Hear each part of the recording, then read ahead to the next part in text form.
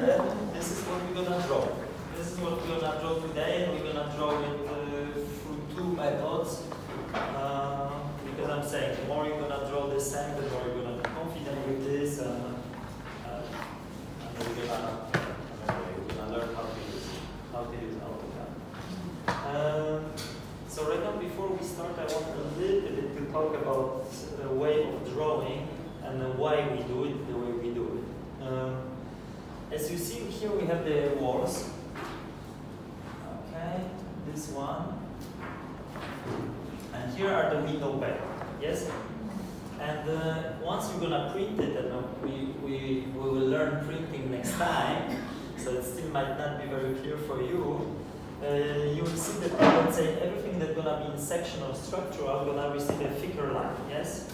We're gonna kind of assign later on a thicker line to those elements. Why is it like this? Is it because if you look at this drawing really even from far away, you quickly realize where are the very strong walls, where are the partition walls, and where are the openings. Yes? Even if you look from the last row, you can easily distinguish between what is a wall, what is an opening. Yes? Okay. So saying that, once we're gonna draw our walls, we're gonna make sure that the elements that are of the wall, they are drawn like one element. What means, if I'm gonna draw with a polyline this element, I'm just gonna draw it like this. And this I'm gonna draw as a separate element. I won't draw something like, for example, like this. So the same line going through a section wall and a window pane. The reason for that is later on, once I'm going to assign thickness, we will make that this will be thick and the window pane will be also thick. Is it clear? Yeah. So wouldn't you just cut it and do it with the cutting tool? Yeah, we can after cut it, but eventually it has to be that this is a breaking point. So this line is from here to here, and another line can be from here to here.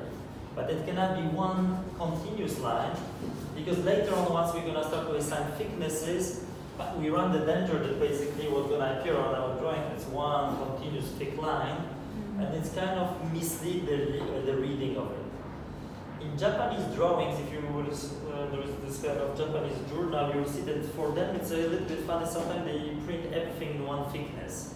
But generally, the kind of rules of the drawing are that whatever is in the section receives the thickest line, and generally we will say like, whatever it is.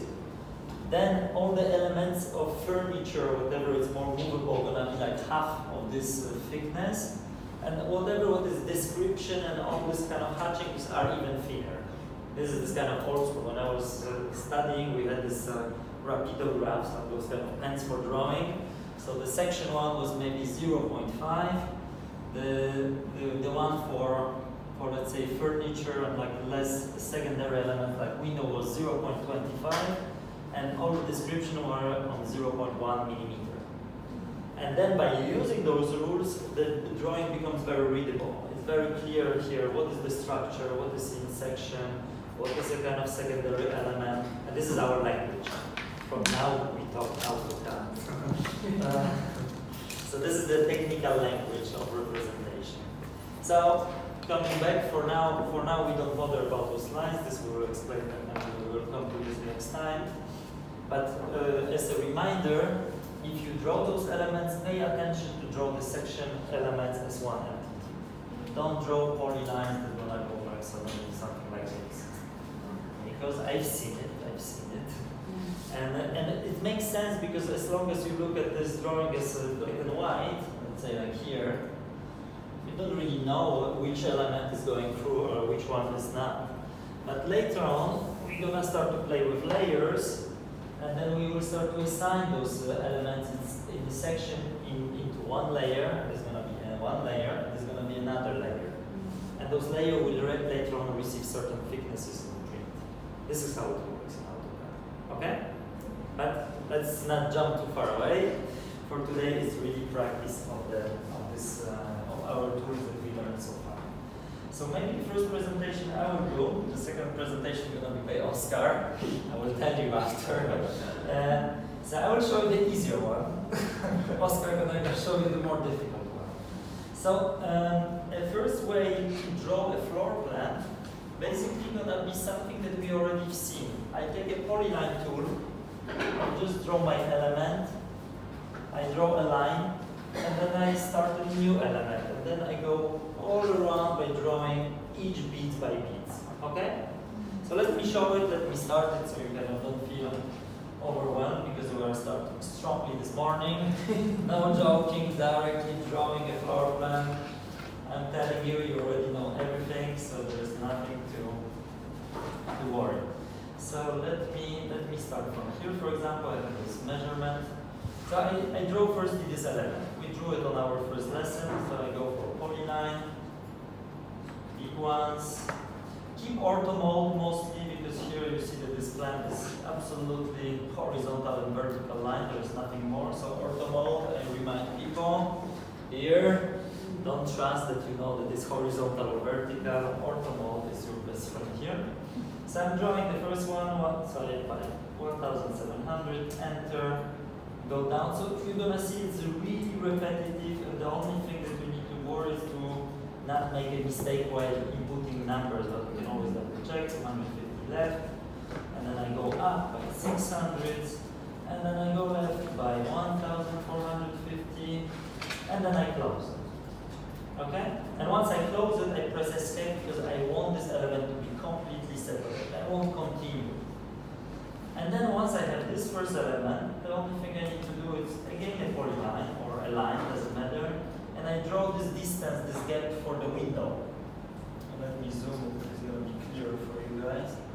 So here I put 500 and again escape. And this allows me to basically points where I'm going to start my next element. So basically I'm at this point, yes? This point is basically somewhere here, and this allows me to, again, one by one, input all the values and go around. So it's a very tedious work by the end. So what we mentioned last time, that actually AutoCAD is like, the trick is not so difficult, it's more or less the speed of how quickly you can input all this data. And you will see that after today you will feel already much faster because you will draw a lot of those elements.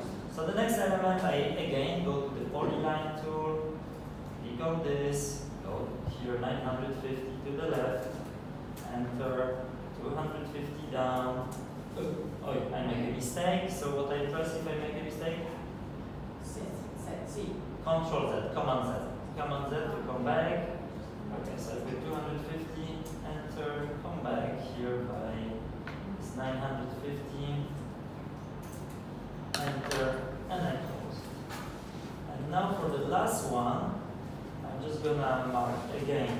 I will go to polyline, click here, type 500, enter, escape, because I want those elements later on I might delete them or use them as elements. So you see, if I hover, I go over it, this is one element. This is one piece of code.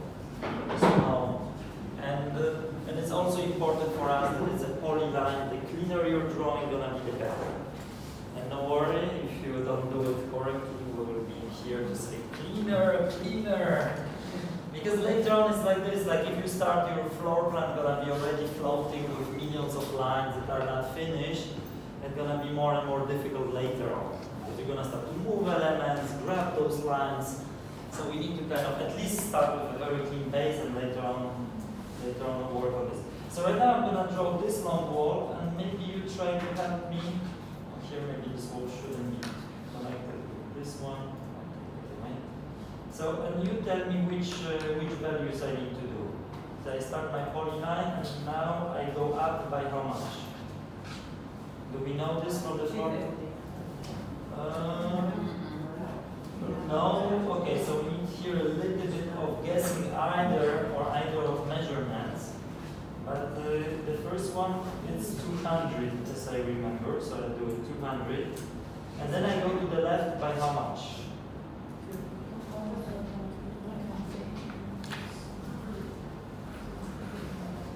So I want to draw this particular line. 1,000.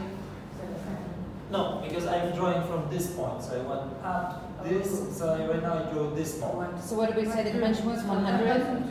1,200. And so, and this small bit, it's 200. 200. It's not here. But it says 250. No, 250 is for the wall. Oh, And okay. here I see that it's obviously not a square, so this will Oh, be. So this is 250. Okay. So right now you tell me that here to the left I go 1,200. This is Okay. 250. How much do I go down? 7,150. Exactly. 7,150 is this distance in between this point and this point. So it's really a lot of about being precise, reading the measurements. Okay, so I'm going with this 7,150. Enter. Then I go to the right. How much do I go? 1,300. Oh, I disagree. 1,000. 1,000. Who say more? Who say more? No, 1,050. Which one are we measuring? 1,000. Which one are we on right now? Right now we are at this point and we are going here. So 1,050. Good. So we go, and this is something that also might be at first a little bit tricky to repair yourself. Then I go down. How much? 250. This is easy. And then I go to the left by. By? How much? 1,300. Exactly. And then I go up by here a little bit of 7,000. So let's recur. How long is this? We have 7,150 plus 500. 7,650. This is gonna be also a good test for us if this was 200 here. Yes, apparently it's 200. And then how much I go to the right? Plus 100 plus. So 1,750. 1,700 because we have 1,200 Oh, sorry. and then we have this 250 on both sides. So 1,700 up. And then I slowly go down by how much? 450. 450 exactly. And then the last distance I can just click on it and I'm done. So this is gonna be the most difficult wall because it's the longest one. The other one are either like this. This one is relatively easy. For this one I will give you more. Okay.